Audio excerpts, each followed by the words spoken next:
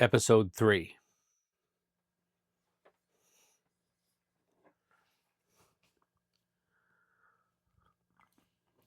This is Ethiopian coffee. It's where coffee started, and it's not here to be sweet. It's sharp, it wakes you up, and that's kind of what tonight's conversation is meant to do. This is not comfort coffee. And this is Coffee Talk with Paul.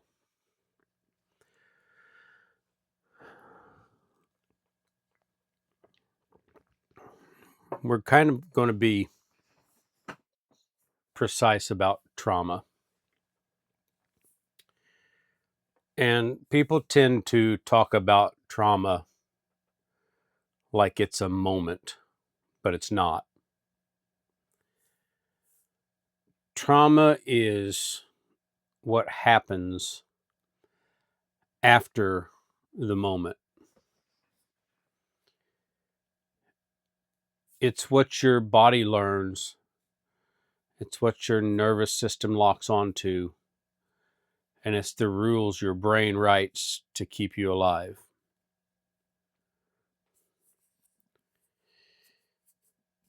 Bullying, abuse, betrayal, when those things happen, especially early in life,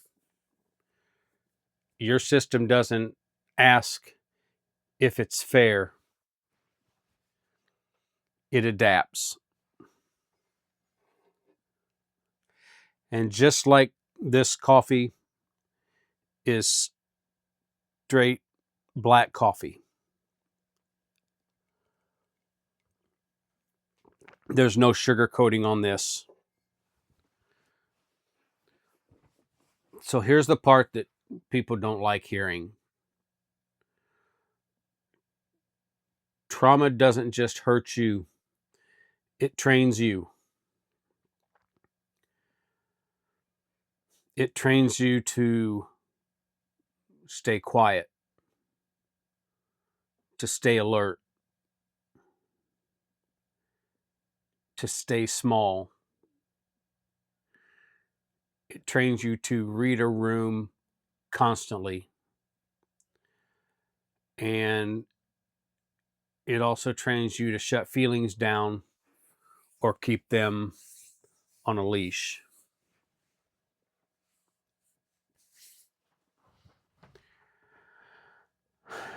Those patterns don't feel dramatic, they feel normal. They feel like this is just who I am. No, it's not who you are. It's more like who you became to survive. And so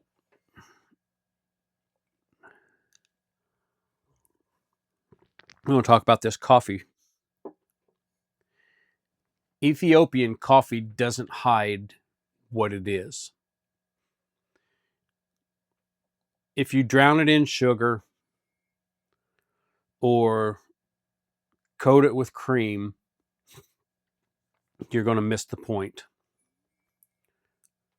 And a lot of us have done that with our pain. We minimalized it, rationalized it, and told ourselves that it wasn't bad.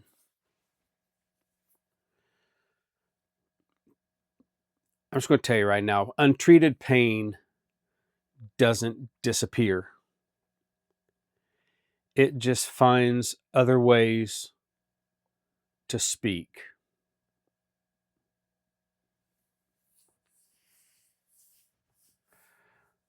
So it sometimes shows up a little later. Yeah. It shows up as anxiety you can't explain, as anger that comes out sideways, Sometimes it shows up as numbness, and sometimes it shows up as control. But most of the time, it shows up as not trusting anyone or trusting the wrong people. It shows up in relationships, in how you react when you're triggered, in how unsafe closeness feels. Here is the trap. Most people blame themselves for the symptoms instead of recognizing the wound. I'm going to say that again. Most people blame themselves for the symptoms instead of recognizing the wound.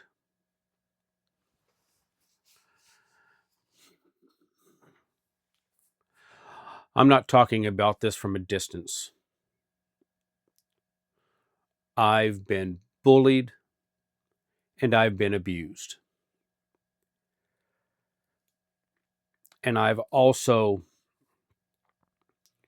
lived the long aftermath,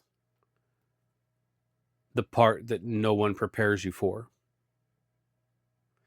I'm not here to shock you with the details, because the details aren't what's important. I'm here to tell the truth about what survival actually costs.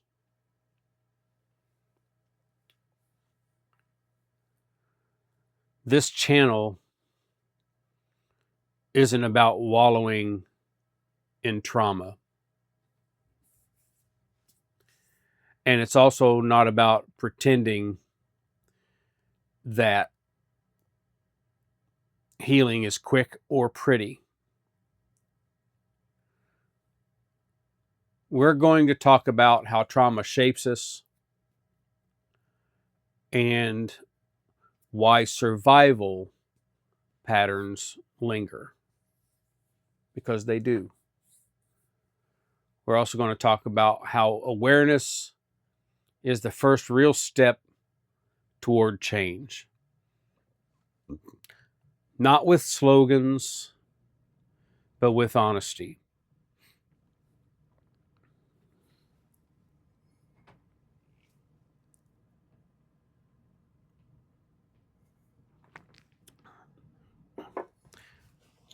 If this conversation has stirred something in you, that's not weakness. That's your system recognizing truth.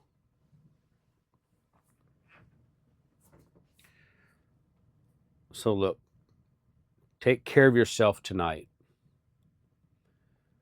Don't rush to fix anything. So in the next episode, we're going to talk about the cost of carrying this alone and why staying in survival mode too long takes more than it gives. Okay? So I'll see you next time. And take care of yourself. And thanks for tuning in to Coffee Talk with Paul.